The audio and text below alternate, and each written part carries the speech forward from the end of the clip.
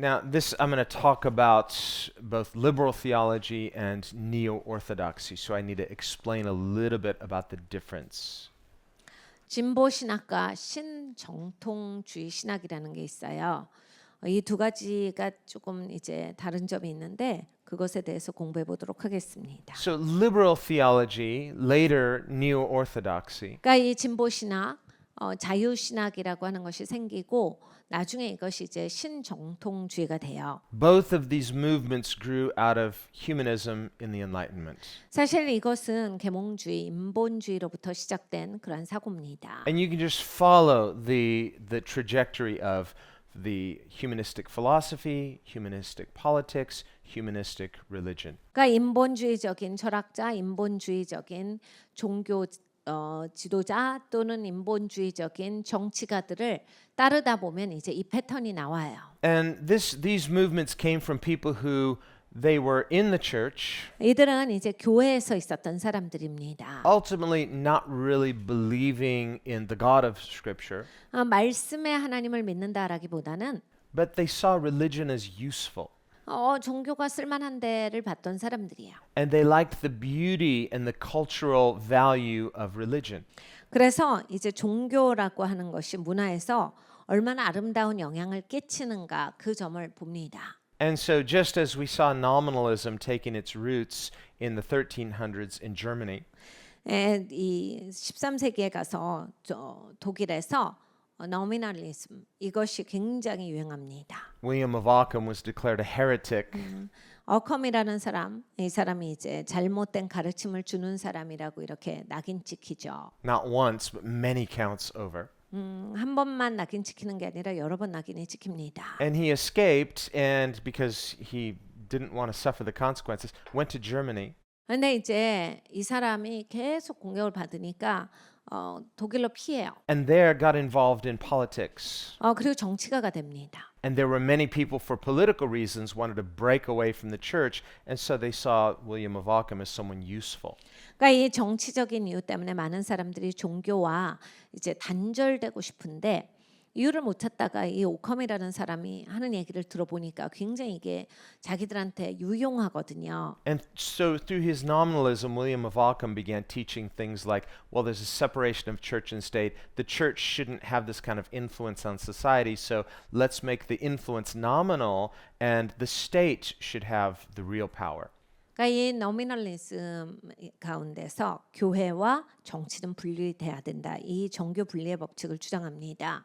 그래서 결국은 이제 교회는 힘을 잃게 돼요. 그리고 정부는 더 큰 힘을 발휘하게 됩니다. So he suggested, so in theology shouldn't have really anything to do with reason. This should just be pure faith. Reason has to do with things in the secular world, things like the state and the culture. 그러니까 신학이라고 하는 것은 이제 이성을 빼고 존재하는 것이라고 여겼고 이성이라고 하는 것은 사회에 있다. 이건 믿음과 상관이 없이 사회에 있고 문화에 있다. 이렇게 주장합니다. So that's kind of a generalization, but you get the idea. 이건 이제 좀 크게 보편적으로 생각하는 바를 줄기를 잡아들인 거지. 여러분 이제 좀 자세히 또 보시면 여러 가지가 있어요. And this was an attractive idea to many people who wanted to be freed from what they saw were the moral and intellectual confines of Scripture and the church. 그러니까 도덕적인 거 그리고 논리적인 이러한 지성적인 교회와의 그 연결에 있어서 이걸 끊고 싶어 했던 사람들은 너무나 이게 반가운 뉴스였어요. So that later, in a place called Tübingen in Germany, 나중에 티빙간이라고 하는 그 독일에서 this movement of liberal theology really took off. 이 자유주의 신학, 진보 신학이 엄청난 큰 발전을 합니다. And basically, they wanted to critically look at Scripture, 성경을 좀 더 비판적으로 보자 이런 사고를 해요. not as a way of proving its veracity, but as a way of disproving it. 근데 이제 방향성이 뭐냐면 성경의 이러한 진리됨을 발견하자가 아니라 성경을 까서 얼마나 성경이 허구인지를 발견하자의 방향으로 이 연구를 진행을 시켜요. To ultimately challenge and thereby destroy its authority. 그러니까 궁극적으로는 권위의 도전이고 권위를 파괴하는 방식으로 접근합니다. So through education, they thought if we can educate not just pastors but the world and make them believe that the Bible is not authoritative, then people can still like it for cultural reasons as a preference, but we now own the truth. 그러니까 교육을 손대요. 그래서 목사만 가르치는 게 아니라 세상의 교육에 영향을 미쳐서 이 종교라고 하는 게 기독교라고 하는 게 그냥 문화 안에 있고 그냥 어떤 사람이 그 좋다라고 하면 그냥 자기가 누리는 아름다운 문화 정도로는 되지만 그냥 절대적인 하나님이 권위자로서 우리의 삶에 권위를 갖고 계시다. 이건 아니다. 그건 아니지. 그러니까 하나님의 권위를 업신여기고 그 권위를 없는 걸로 여기는 그러한 교육들을 시켜요. So this liberal theology of higher criticism was just the religious branch of the Enlightenment. 그래서 고등 비평이라고 하는 것이 생깁니다. 그러니까 사실은 이 종교 이 분야에 있어서의 고등 비평은 계몽주의가 종교 안으로 들어왔을 때 이름을 바꾼 거예요. Now, before this, in the French Revolution, they wanted to actually erase religion. 예, 프랑스 혁명 때는 종교를 없애려고 했습니다. So in the French Revolution, they burned many churches, they confiscated many others, they shut down the church, they changed the week to a 10-day work week. 그래서 프랑스 혁명 시대는 무슨 일이 있었냐면 교회를 굉장히 많이 불태워요. 교회를 폐쇄시키고 교회를 없앱니다. 그리고 우리가 갖고 있었던 이 7일이라고 하는 그 한 주가 못마땅해서 10일을 한 주로 만들었어요. So anything that the Bible says, let's change. So the Bible gives us 7 days in a week with, the Lord's Day. We'll just change it. We'll have 10 days in a week. 성경에 7일이 한 주로 나오니까 이건 좀 마음에 안 들어. 사람이 우리가 바꿔야지. 우리가 원하는 대로 바꾸자. 그래서 10일이 된 거예요. And they did lots and lots of things like that. 이런 걸 진짜로 많이 시도합니다. And as you can guess, the people hated it. 여러분 어떻게 됐을까요? 사람들이 못마땅해요. Who wants a 10-day work week? 여러분 누가 열흘이나 일하고 쉬고 싶어요? What's a weekend now? 그러니까 여러분 이게 위크엔드가 너무 늦게 돌아오잖아요. 그게 이게 안 되는 거예요. But they were just really aggressive. They thought, we are going to erase religion. We see religion as something primitive. We're going to have this new humanism where man is the center of all 종교를 things. 굉장히 미개하다라고 생각합니다. 그래서 사람이 중심이 돼야 한다. 사람이 다지. 그러니까 사람이 핵심이고 종교는 터부시한 거예요. And of course, it quickly degenerated because it had no moral foundation. It was so immoral. 네, 이제 이것이 잘 나가지 못하죠. 왜냐하면 도덕이라고 하는 것이 없으니까 도덕에 붕괴된 상태는 엄청난 그러한 도덕의 타락을 가져옵니다. 그래서 이게 사회가 지탱이 안 돼요. The leaders were finally turned on each other. 리더들이 이제 서로를 대적하게 되고 Danton was the first to go, later Robespierre. They attacked each other, destroyed each other. They all suffered the same fate that they gave to others. 그래서 이 혁명가들은 다 하나씩 처단되기 시작합니다. 그러니까 자기들이 함께 힘을 모아서 시작했던 그 모든 것이 서로를 향해서 공격의 요소가 되고 그래서 이제 한 사람 한 사람 처단돼서 없어지기 시작해요. And this void made room for a dictator, a tyranny, someone like a tyrant like Napoleon. 그렇게 되니까 이제 사회가 질서가 어려워지죠. 그러니까 질서가 이렇게 막 붕괴되고 어려워지면 독재가 들어서기가 쉬워집니다. 그래서 나폴레옹이라는 그 사람의 독재가 이제 여기에서 진행이 되죠. Also a humanist. 이 사람도 인본주의자죠. And so the very first thing he did was restore the church. 근데 나폴레옹은요, 자기가 황제가 되고 제일 먼저 한 게 교회를 부활시켜요. Not because he was a person of faith. 그러니까 신앙인이라서 교회를 만든 게 아니에요. He was a wise strategist. 굉장한 전략가였어요. And he knew this is very hurtful to the people. 그러니까 백성들한테는 교회가 없어졌다라고 하는 게 너무 비극이다. And so he said, we will co-opt the church. 그러니까 그냥 교회를 우리한테 소속을 시키자. We'll still have our humanist revolution, but we'll co-opt the church. The church is under the state. 그러니까 인본주의적인 혁명을 지속하되 교회를 우리 안에 포함을 시켜. 그래서 교회를 넣어서 같이 가자. So when he came to be crowned as emperor, 그래서 이제 자기가 황제로 등극을 하잖아요. and he invited the Pope to come, 교황한테 오라고 해놓고 Pope came with the crown to crown Napoleon as emperor. 이제 원래는 이제 그 교황이 왕관을 씌워주는데 Which was more than just symbolic because throughout the centuries, the church had always crowned the emperors. 이건 그냥 상징이 아닙니다. 언제나 정말 내내 교회가 왕한테 왕관을 주는 그런 역할을 해왔어요. Because even though there was a separation between church and state, the church wasn't under the state. Rather, the church was seen as the spiritual government on earth. 그러니까 이 정교 분리의 법칙이 있지만은 교회가 이렇게 정부 아래로 들어가는 것이 아니라 진정으로 영적으로 다스리는 것은 교회이기 때문에 교회가 그렇게 왕관을 부여하는 역할을 해왔습니다. But when Napoleon was being crowned emperor, 네, 나폴레옹이 자기가 그 왕관을 쓸 때 in the middle of the ceremony, he got up, he took the crown out of the Pope's hands, and before everybody, crowned himself. 왕으로 즉위하는 날이었어요. 그런데 이제 그 순서대로 쭉 진행이 될 거잖아요. 그 예식 가운데서 갑자기 벌떡 일어나서 이 교황이 가지고 있었던 왕관을 자기가 가서 떡하니 가지고 와서 자기 혼자 씁니다. 스스로 자기한테 왕관을 씌워요. This is very deliberate and strategic. 이 나폴레옹은 굉장히 이것을 의도적으로 전략적으로 합니다. What he was saying is, we are no longer under God's authority. We crown ourselves as humanists. 이거는 굉장한 메시지였어요. 분명한 메시지였어요. 더 이상 우리는 하나님 아래 있는 사람들이 아니다.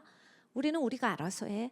왕이 되고 싶으면 내가 알아서 왕관 쓰고 우리가 하니까 하나님은 필요 없다. And so not long after that, you see these movements of liberal theology arising where they're saying, the church, we don't believe in the authority of God, but let's retain it for its cultural and its social benefits. 그러니까 이 자유주의 신학이 그 다음부터 굉장히 왕성하게 발전됩니다.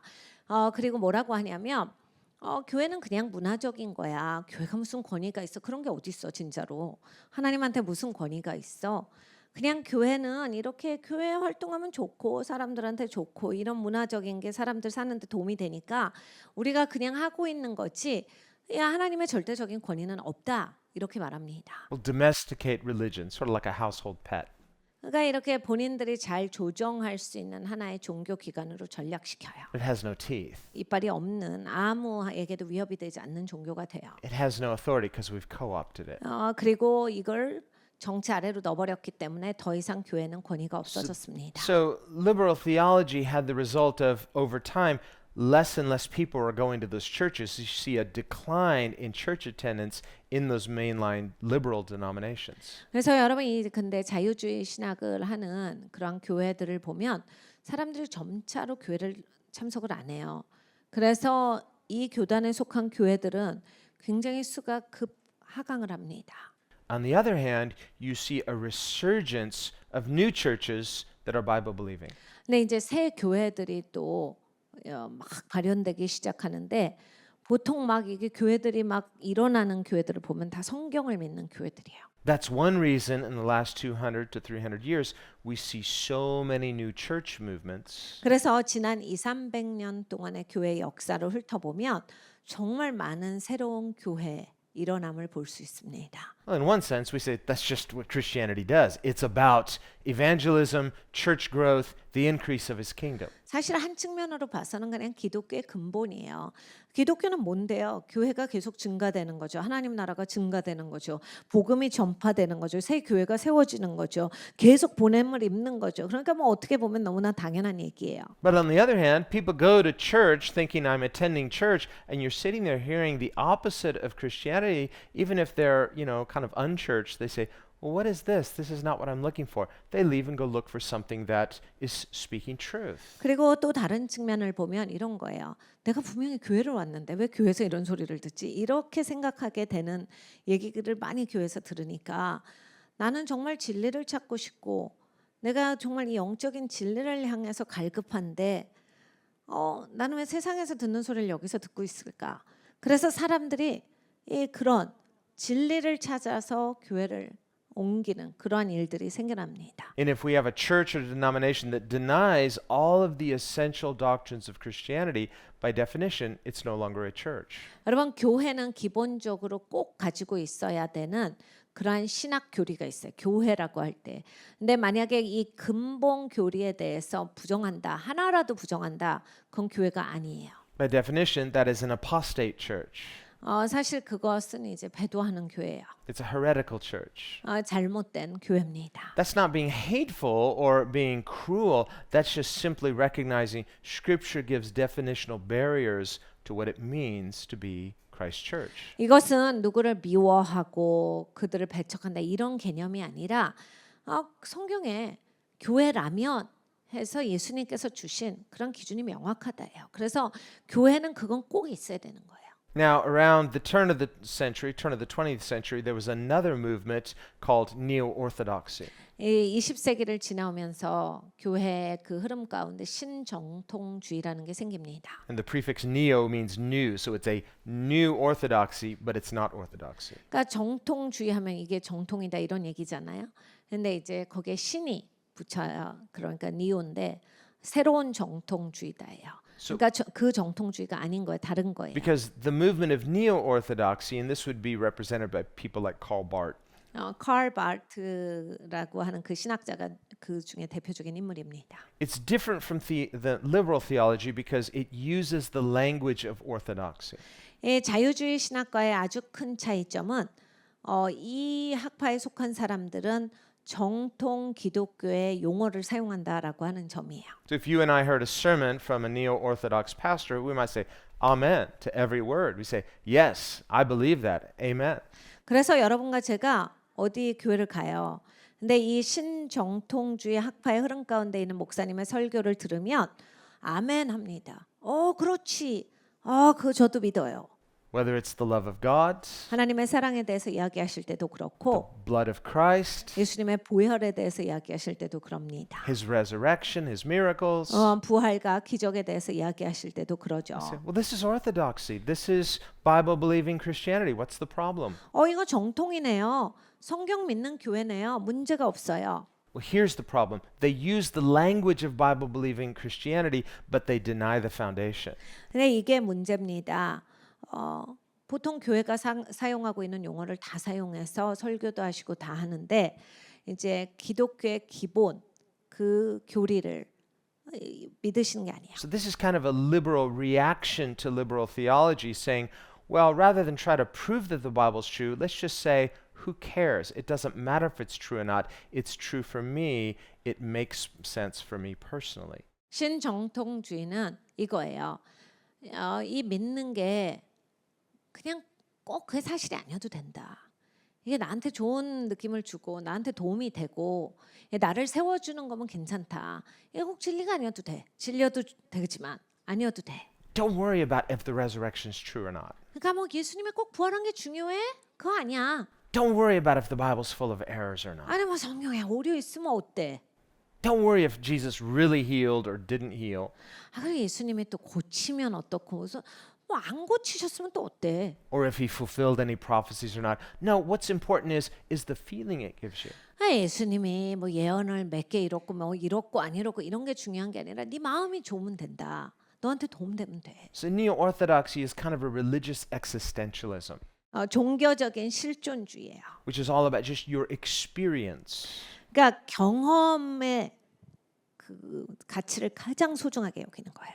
These are the people that say, it's not important whether it's true or not. What's important is that you live it. 그러니까 이렇게 우리가 많이 들어봅니다. 그게 진리인 거 아니고 그런 게 중요한 게 아니야. 야 말이 중요한 게 아니고 그렇게 살아야지. 그런 게 중요한 거지. 이런 말이 거기에서 이제 흘러나오는 영향을 받은 말들이에요. It's true for you or meaningful for you experientially. 이런 거. 그러니까 너한테 맞나 보지. 네가 경험해 보니까 그건 너한테는 잘 맞나 보네. Well, we would half agree with that. Say, yes, it's important my faith is true for me experientially, but it's also true that it's important that it's true objectively. 그러니까 여러분 이게 헷갈리는 점이에요. 나도 그렇게 경험하고 그거 사실이에요. 저도 그렇게 경험하고 저한테 그렇습니다까지는 똑같잖아요. 근데 다른 점이 뭐냐면 근데 이거는 나한테만 진리가 아니고 이건 객관적인 진리기도 합니다가 우리가 믿는 진리예요. So the idea of neo-orthodoxy, they would say, it's not really important whether Christianity is true or not, but it makes you a better person. 그래서 신정통주의 그 신앙의 노선을 타신 분들은 이거예요. 에이, 그게 뭐 이렇게 사실이고 아니고 이런 건 중요한 게 아니라 그냥 네가 더 나은 사람이 되면 그걸로 좋다. So even if Christ is not raised, and even if there's no heaven you're going to go to, you'll be a better person by believing these things. 그러니까 꼭 천국이 없어도 이거가 좋은 거야. 잘 믿는 거야. 그리고 예수님이 꼭 부활하시지 않았어도 이거는 좋은 거야.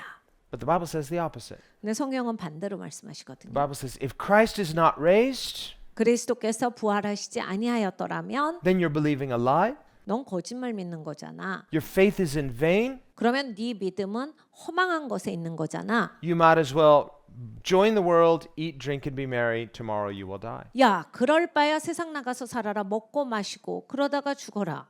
So this is the problem with neo-orthodoxy and groups like it. They use Christian language. We see this movement a lot these days in evangelical churches. 그러니까 여러분 이게 정말 신정통주의 아주 극단적인 문제야. 똑같은 단어를 쓰니까 그리고 이제 이 부분은 맞으니까 막 헷갈리는 거예요. 그리고 특별히 복음주의 교회에서 이 신정통주의 흐름이 너무나 강하니까 맞는 것 같은데 막 이런 생각이 많이 드는 겁니다. We'll see it a lot in churches very similar to ours in the way they do church, their worship, their church format, but it's not with a foundation in truth. 그러니까 예배가 거의 비슷해요. 말씀도 비슷하고. 근데 이제 토대가 뭘로 이루어져 있냐? 정말로 진정한 절대적인 하나님의 진리가 기준인가? So they might embrace leftist ideology. At the same time, they'll embrace modern worship. 그래서 이제 그런 생각을 가지면 좌파 사상을 교회가 수용할 수 있는 거예요. 그래서 좌파적 사고를 하면서 예배하자 이렇게 돼요. So you could go to a church like that, very uplifting, powerful worship. They're singing a lot of the songs that we sing. They pray. You'll hear a word. You might be encouraged, but they don't believe the same things foundationally that we do. 그러니까 여러분이 그런 교회 예배를 가시면 막 우리가 하는 예배처럼 막 강력하고 막 비슷한 노래하고 같은 노래도 하고 막 엄청나게 파워풀한데 믿는 토대를 보자면 같은 진리 기준이 아닌 거예요. As some people might, and if they do, for the church, that's fine for them. But for the foundational leadership, it's something else. It's more cultural. 그러니까 이제 성도 중에는 이제 본인은 절대적인 진리를 믿는다라고 생각하고 그 교회에 계실 수도 있어요.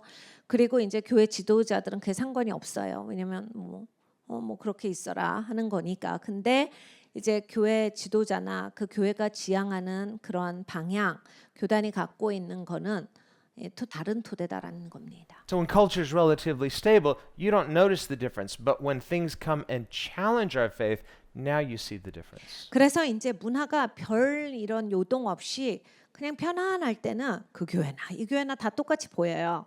그냥 아무 이상한 게 없어요. 여기를 가도 다 예배 비슷한 것 같고 이렇습니다. 근데 이제 뭔가 우리의 신앙에 도전이 온다.